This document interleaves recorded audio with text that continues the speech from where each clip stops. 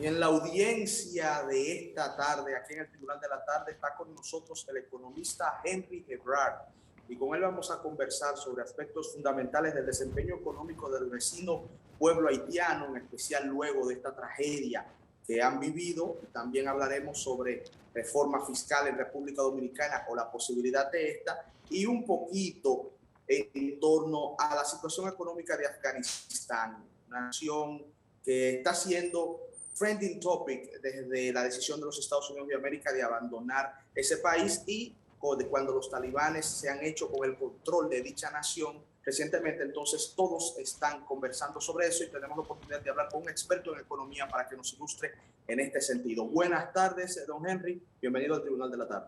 Buenas tardes a todo el equipo del Tribunal de la Tarde. Gracias por invitarnos y nuevamente me declaro inocente de todos los cargos. Bueno, muchísimas gracias por su gentil y presta siempre para acompañarnos. Don Henry, la situación de Haití, estamos conscientes de que es una nación de pobreza extrema, prácticamente endémica a lo largo de su historia. Hemos podido, recabando, ¿no?, datos y estudiando parte de su historia, hemos podido constatar que ha sido una nación azotada por diversos vaivenes institucionales y económicos terribles, pero luego de este nuevo terremoto, de esta nueva tragedia, ¿qué es lo que está sucediendo a nivel económico en esta nación y cómo esto les deja parado un entramado productivo ya de por sí muy endeble? Tú sabes que hay algo que es interesante recordar, es que hasta el año 1950 la economía de Haití representaba más en términos de PIB que la economía de la República Dominicana. O sea que todavía en 1950, que no hace tantísimo tiempo, ya hemos visto como dos países que comparten la misma isla han ido por direcciones completamente opuestas. Un país que es la República Dominicana, que ha logrado despegar, despegó especialmente a partir del final de los 80 y los 90, con una serie de reformas profundas que se han podido implementar, que ha provocado un crecimiento que no ha sido igualado en todo el continente americano en los últimos 50 años. Y del otro lado, lamentablemente, por toda una serie de factores bien conocidos de todos, Haití va en la dirección contraria, y por encima de esto parece que hay como una especie de maledicción, ¿no?, que pesa sobre este pobre país, porque tú ves esta tormenta tropical Grace, que tenía destino para la República Dominicana, nuevamente como que a última hora no solamente se desinfla, sino que cambia un poquito de dirección, y en vez de entrar por el centro de la República Dominicana, es salir por la costa norte, que era el pronóstico más seguro.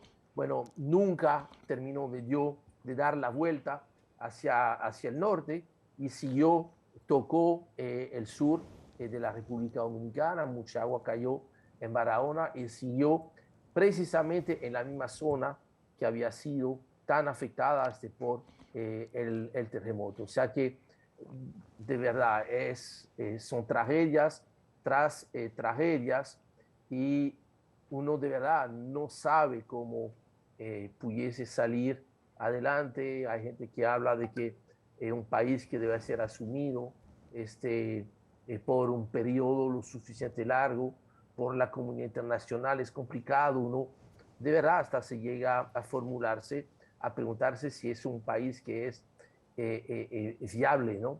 Y parece que de verdad ya está, cada vez uno piensa que se ha tocado fondo, y cada vez que tocamos fondo, pues aparece un grado más en la profundidad. De verdad, eso es desastroso lo que pasa. Es una tragedia para los haitianos. Y miren, no nos perdamos.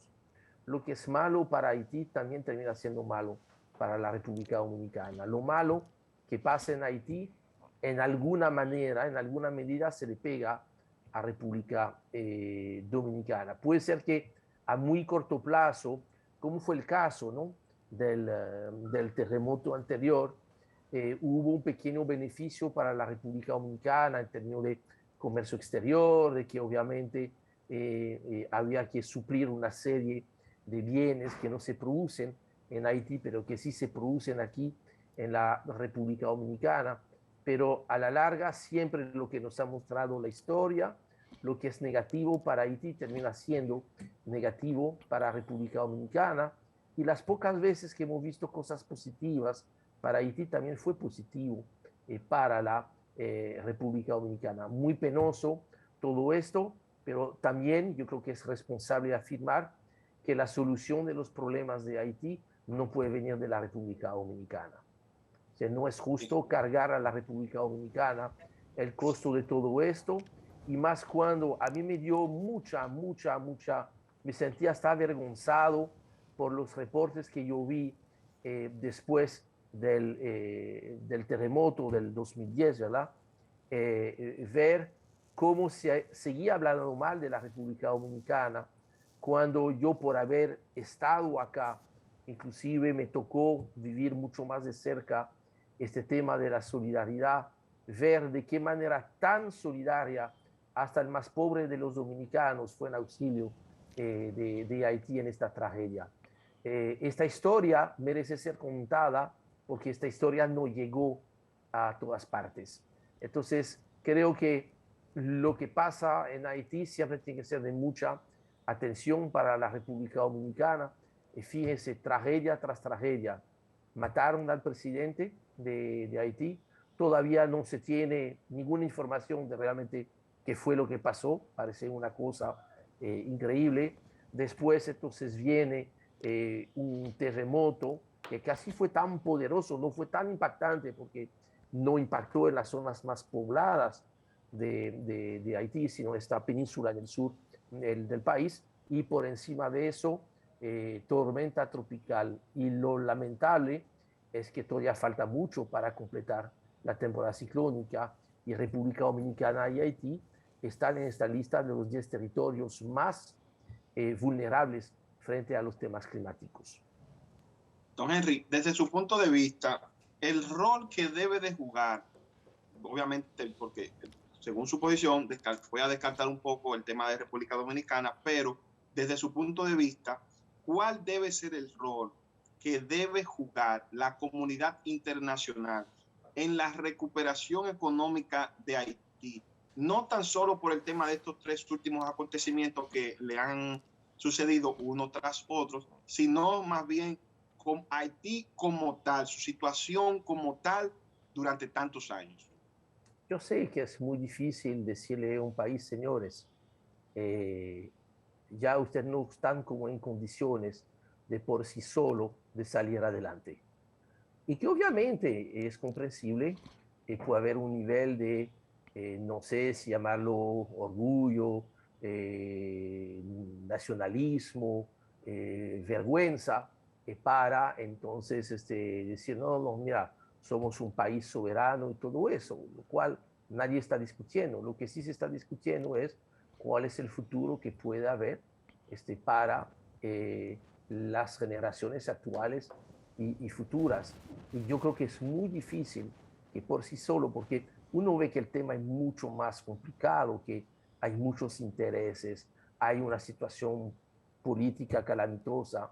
Entonces, yo creo que en algún momento va a ser necesario. Ahora, yo no soy un especialista de eso, yo me dedico a la economía, no a las relaciones internacionales, pero yo estoy seguro que si buscamos en la historia no tan lejana, un ejemplo inclusive en la misma Europa, que fue el caso de Kosovo, Kosovo fue administrado por la comunidad internacional, fue colocado bajo un mandato de la comunidad internacional para tratarle de darle un respiro.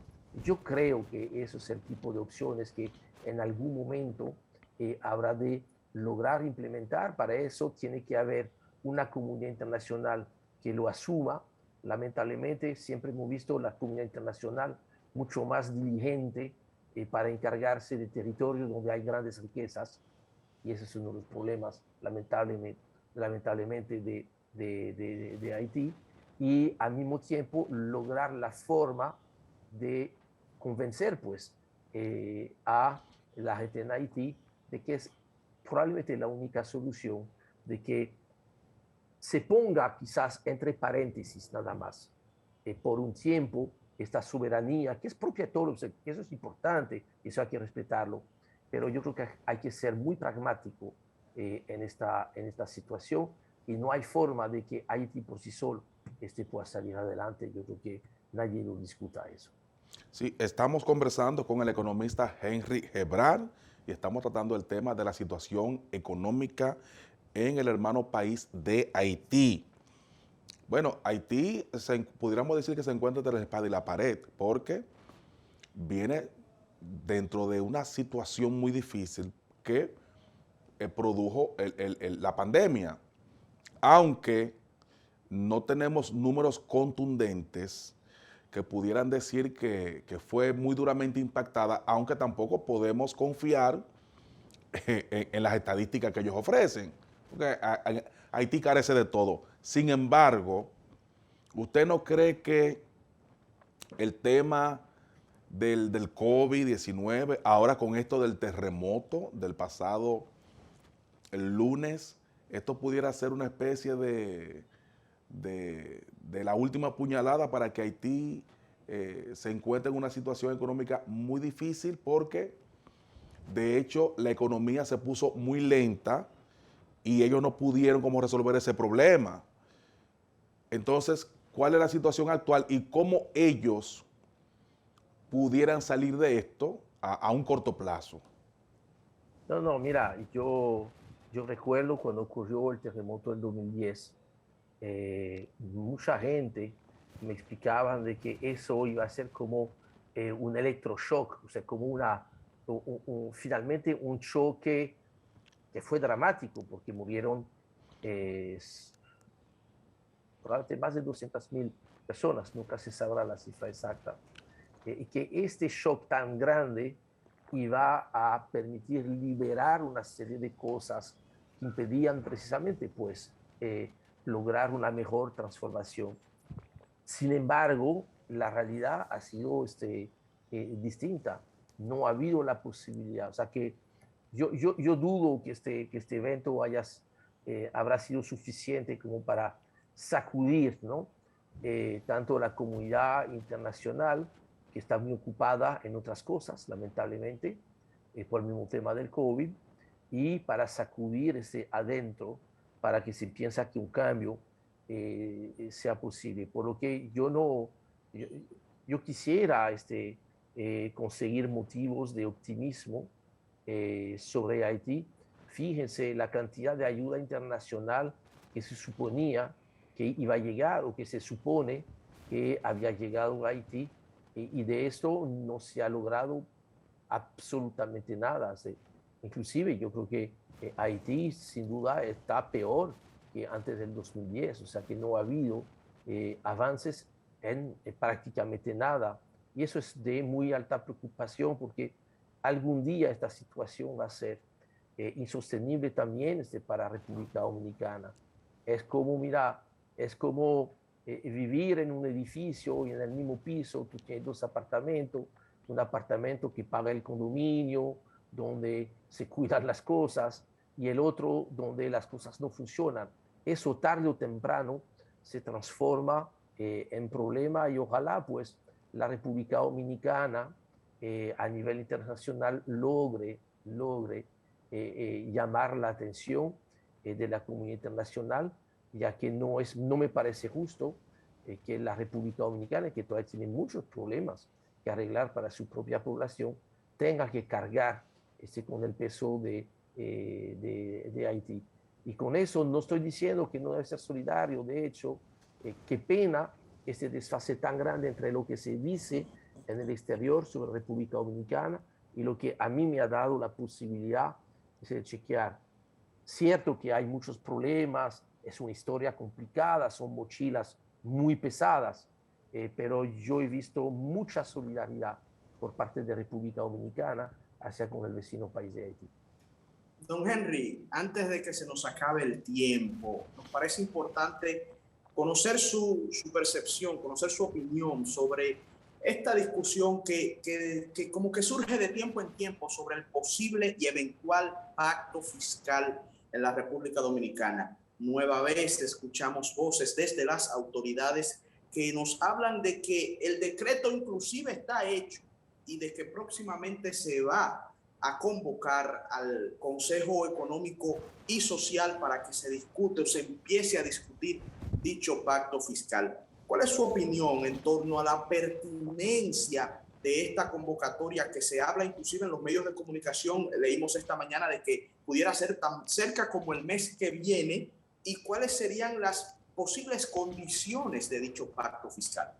Bueno, primero hay que entender que eso no es una sugerencia, no es un capricho, es un mandato de una ley, que es la Ley de Estrategia Nacional de Desarrollo, que mandaba a que se firmaran 3 pactos: un pacto por la educación, que eso se hizo rápido, el pacto para la electricidad, que finalmente se logró firmar después de muchos años de discusión, y este que no se ha empezado a discutir. ¿Qué pasa?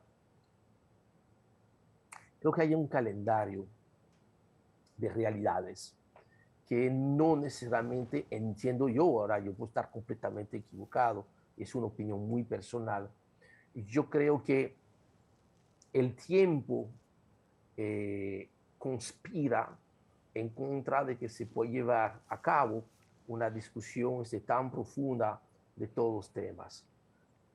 Quizás hay unos temas que no se vayan a discutir ahí, otros que sí, porque fíjense, cuando hablamos del pacto social, tal como muy justamente lo dijo el presidente de la República en su primer discurso, se refiere a algo que no está en la Ley de Estrategia Nacional de Desarrollo. La Ley de Estrategia Nacional te habla de un pacto fiscal. Lo que pasa que, y yo creo que es correcta la ambición del presidente de la República, es que la agenda de reformas estructurales de la República Dominicana llama a algo más elaborado y más complejo. Para mí es una mesa con 4 pilares, con 4 patas. La primera pata definitivamente es una reforma fiscal. Y cuando digo reforma fiscal, yo uso a ciencia y conciencia la palabra. Es una reforma que tiene que ver con la parte de ingresos, lo que se llamaría la parte tributaria, la parte del gasto, la cantidad, la calidad, la priorización del gasto público. 3, el manejo de los activos del Estado, cuáles son los activos que realmente deben ser propiedad del Estado y cuáles no. Y finalmente, por supuesto, todo el tema que tiene con los pasivos y la deuda. Eso es la reforma fiscal, pero para mí la reforma fiscal no es un qué, no es un objetivo. Para mí la reforma fiscal es lo que llamo un cómo, debe ser un medio de lograr algo conjuntamente con otras 3 reformas. Una reforma que tiene que ver con la seguridad social. Y eso es muy ambicioso, porque cuando hablamos de reforma de la seguridad social, estamos hablando de 3 subreformas o 3 subsectores. Estamos hablando de una reforma del sistema de pensiones para permitir que el sistema de pensión pueda producir pensiones dignas a los trabajadores, cosa que lamentablemente, y todo el mundo lo sabe, no es el caso actualmente, y es imprudente, para no decir irresponsable, demorar mucho más pensando que, bueno, dentro de 20 años veremos cómo se arregla. No, para arreglarlo dentro de 20 años hay que empezar mañana por la mañana a las 8 de la mañana. Segundo tema, en la seguridad social, pues lo que nos enseñó la crisis del COVID. Necesitamos fortalecer el sector salud de la República Dominicana, inclusive ya ponernos al día con un mandato de la Ley de Estrategia Nacional de Desarrollo. Estamos cumpliendo apenas a la mitad del mandato de la Ley de Estrategia Nacional de Desarrollo, contemplaba 4% del PIB para la salud. En el 2021 estamos muy lejos de esta cuenta. Y finalmente, en la parte de seguridad social, lo que también nos enseñó la crisis del COVID es la necesidad de establecer lo que tampoco es una sugerencia, un capricho, pero un mandato de la ley, que es el seguro de desempleo. Está contemplado en la Ley de Seguridad Social. Hemos visto tanta falta que hizo cuando estalló la crisis del COVID, que tuvimos que inventarnos programas como fase 1, fase 2, Pati, quédate en casa, en ausencia de respuesta de la misma ley. La tercera, el tercer pilar de este conjunto de reforma es todo lo que tiene que ver con la parte del trabajo, del mercado de trabajo, código laboral y el nivel salarial. Lo dijo, creo que muy correctamente, el presidente de la República Dominicana. Esas reformas tienen que tener como resultado de que el nivel salarial, que el salario real, o sea, lo que es el poder adquisitivo de la gente, pueda mejorar. Eso tiene que ser un objetivo muy importante de esas reformas. Y finalmente, no menos importante, lo que llamó la reforma institucional, que es la misma reforma de cómo el Estado va a estar funcionando. Sabemos que hay muchos rediseños de agencias del Estado, muchas duplicadas, triplicadas, que hay que hacer. Nuevamente, el tema no es que haya menos Estado. Ahí yo difiero con algunos que plantean que hay que recortar el Estado. No, lo que necesitamos es tener un Estado que corra más rápido, un Estado que pegue más duro, un Estado que salte más alto. Eso es lo que necesitamos. Gracias. Entonces eso es un Estado que necesita más dinero para poder gastar más y sobre todo gastar mejor. Esto para mí es la reforma. Hay que buscar una colección de reformas y habrá de ver entonces de cuál es el calendario y cuál es el relato que pueda construir el presidente de la República para que el país se embarque en reformas tan profundas como las que vivió el país hace 30 años atrás y que permitió un primer salto, ¿no? Al progreso de la economía dominicana. Eso es lo que yo espero ver en las próximas semanas, sí. Bueno, bien, muchas gracias a nuestro invitado, el economista Henry Gebrar. De esta forma despedimos el programa de hoy del Tribunal de la Tarde. Joel Sobero, Ernesto Jiménez y Vianney Marcelino. Le decimos adiós, pero les invitamos para que nos sintonicen mañana cuando estaremos de 6 a 7 p.m. en otra entrega de un programa similar a este. Pasen todos una feliz noche.